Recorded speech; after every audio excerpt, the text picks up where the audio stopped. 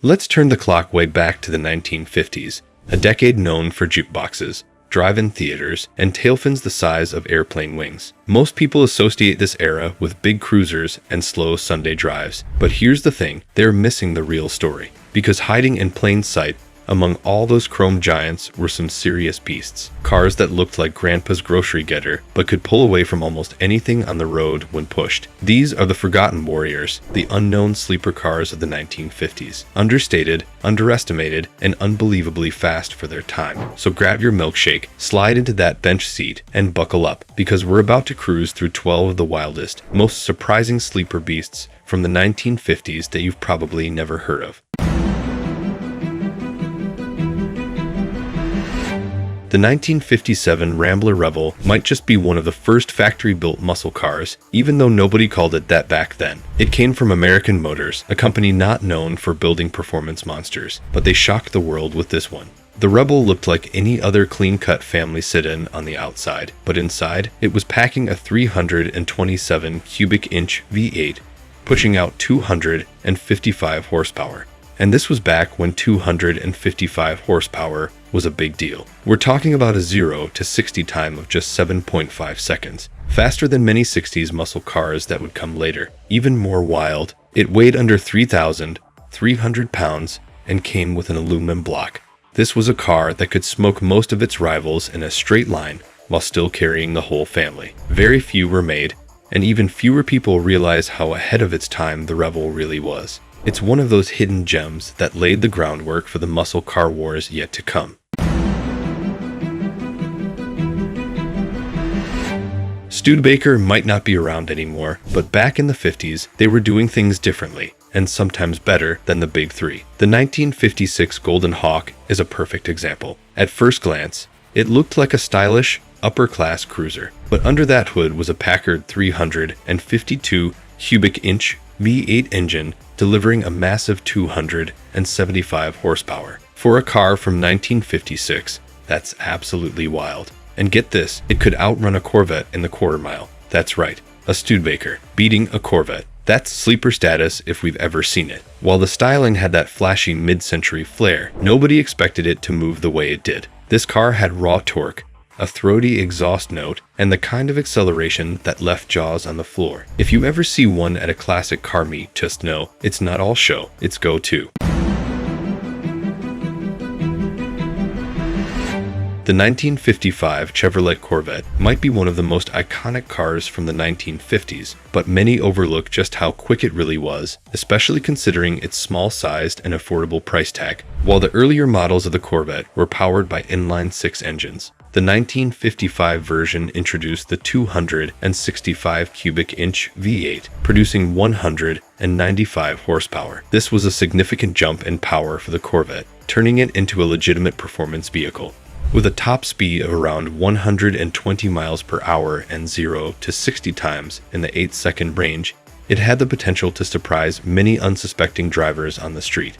The combination of lightweight construction, rear-wheel drive, and a responsive V8 made the 1955 Corvette a true sleeper. Its classic roadster design also helped it fly under the radar, especially before the Corvette truly cemented its status as a performance legend. These aren't your granddad's slow, boring cars. These sleepers had attitude, hidden horsepower, and could take on just about anything in their time. Still think the 50s were all about looks and no muscle. Just wait, this list is only getting started.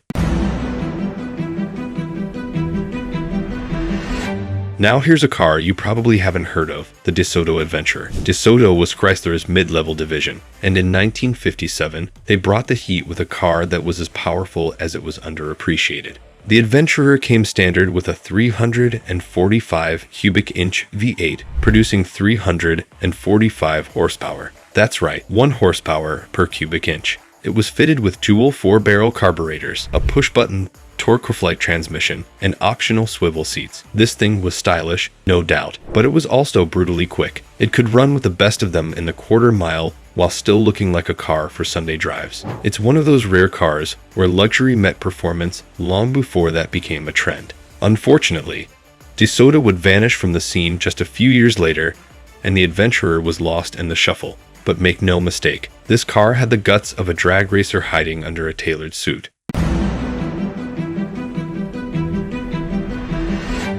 In 1958, Pontiac was trying to shed its reputation as a boring brand, and the Bonneville was the secret weapon. While it had all the flash you'd expect from a late 50s land yacht, chrome, fins, and flair, it also had serious performance. The Bonneville came with a 370 cubic inch V8, and when equipped with the tri-power setup, 3 two-barrel carbs, it made up to 300 horsepower. Not bad for a car that looked like it was made for slow cruises down Main Street. The tri-power setup gave the Bonneville strong low-end torque and impressive top-end pull. Plus, the car was loaded with comfort options and rode like a dream. But when you floored it, the beast woke up. It might not have been light, but it moved like it was. The Bonneville laid the groundwork for the performance revolution Pontiac would later ride into the 60s, but it all started here, with this sleeper.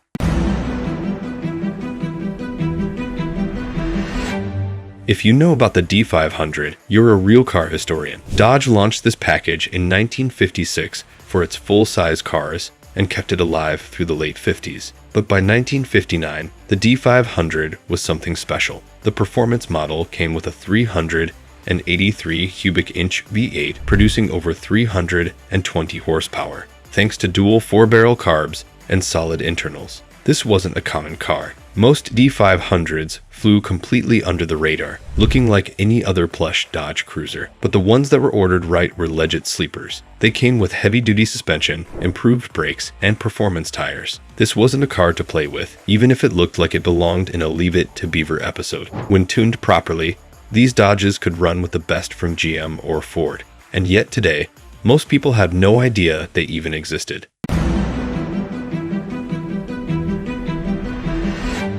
You might remember the Hudson Hornet as the car from Disney's Cars, but long before it was animated, it was dominating racetracks. The 1954 version featured the twin H-Power setup, 2 one-barrel carbs feeding a high-compression inline-6 engine. It might not sound like much, but the Hornet was light, low-slung, and incredibly well-balanced. With 170 to 180 horsepower and loads of torque, it had plenty of punch. It dominated in NASCAR and dirt track racing, thanks to its step-down chassis design that gave it superior handling. The Hornet didn't need a V8 to win races. It had engineering and guts. It looked like any other post-war sedan, but it was a full-blown performance machine underneath. And that's the essence of a sleeper. Humble appearance, scary potential.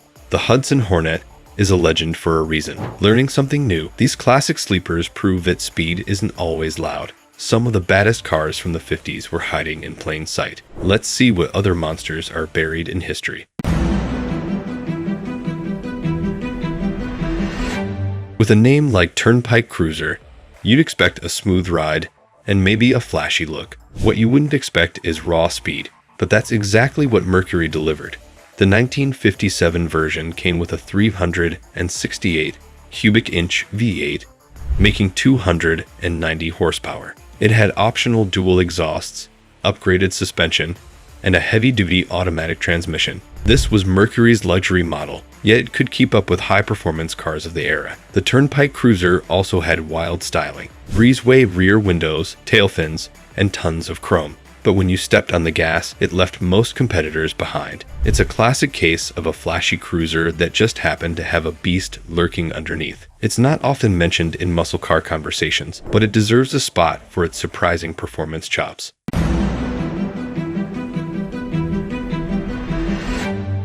The Super 88 might sound like a grocery getter, but in the early 50s, it was a serious road warrior. It was one of the first cars to carry Oldsmobile's 303 cubic inch rocket V8, and by 1953, that engine was pushing 165 horsepower in a relatively light, mid-size body. The power-to-weight ratio made it one of the quickest cars on the road. It didn't look aggressive, but it had guts, and it showed. It gained fame as a stock car racer and police interceptor. People quickly learned not to underestimate it. The Super 88 helped cement the Rocket V8's reputation and inspired a generation of performance engineering. It might not have had wild fins or flashy trim, but it could hold its own against anything from the big three.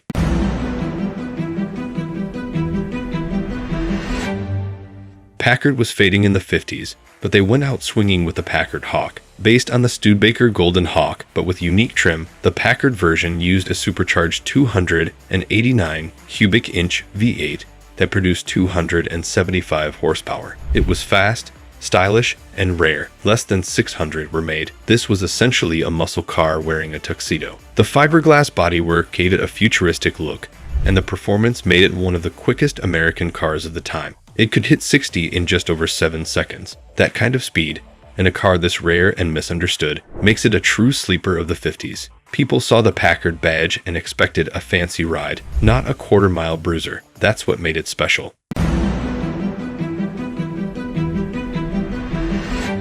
The 1957 Buick Century was known as the banker's hot rod. Why? Because Buick stuffed the big 364 cubic inch V8 from the Roadmaster into a lighter, smaller body. It was kind of like Buick's own take on the future GTO formula. With 300 horsepower and gobs of torque, this big coupe surprised a lot of people at the stoplight. The Century had all the luxury touches: leather, chrome, soft suspension, but it could move like a smaller car. Buick didn't advertise it as a muscle car, but people in the know understood what it was. It became a favorite among police departments for pursuit vehicles, and for good reason. It was fast, durable, and didn't draw attention. The Century is one of those classic American sleepers that flew under the radar then and still does now.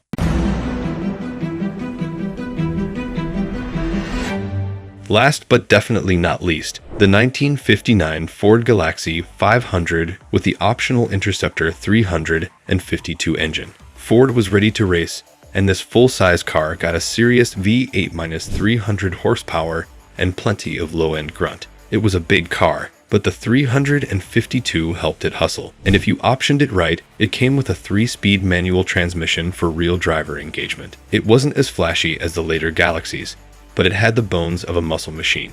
You could take the whole family out to dinner and dust a Corvette on the way there. That's sleeper magic.